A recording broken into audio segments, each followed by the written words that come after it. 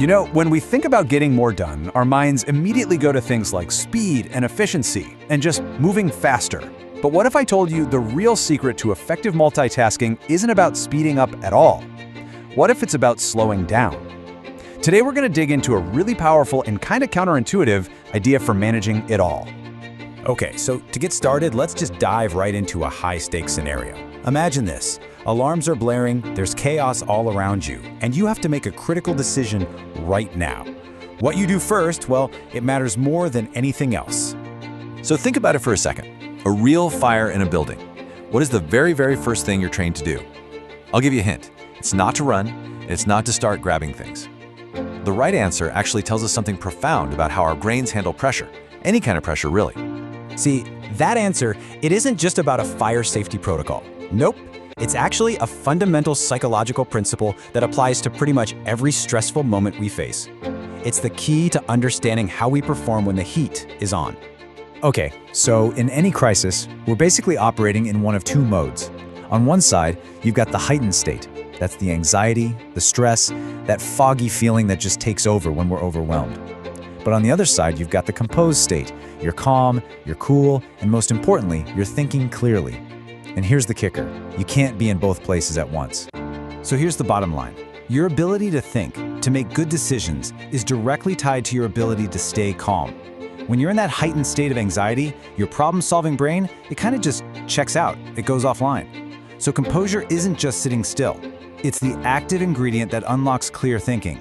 And this is where it gets really interesting and super practical for all of us. Because look, most of us aren't dealing with actual fires every day, but we are absolutely 100% dealing with figurative ones, constantly. This line right here, it just nails the connection. It's the perfect description of modern life, isn't it?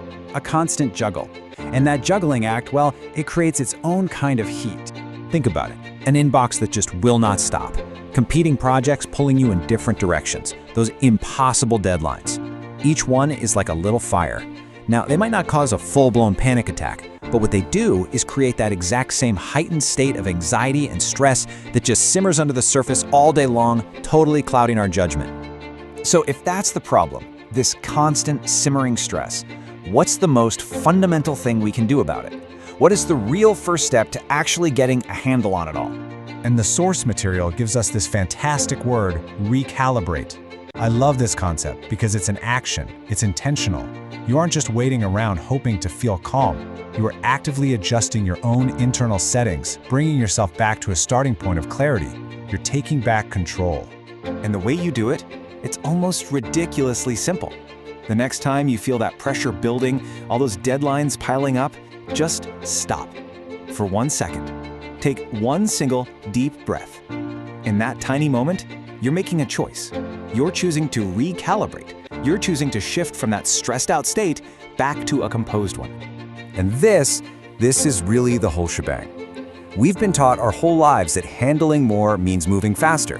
But real productivity, a real mastery over a busy life, doesn't come from frantic, chaotic energy. It comes from a place of being centered and calm. Composure is the solid ground you need to stand on to manage everything else. All right, so as we wrap this up, let me leave you with a question to take with you. Think about your day, your week, whatever's on your to-do list right now.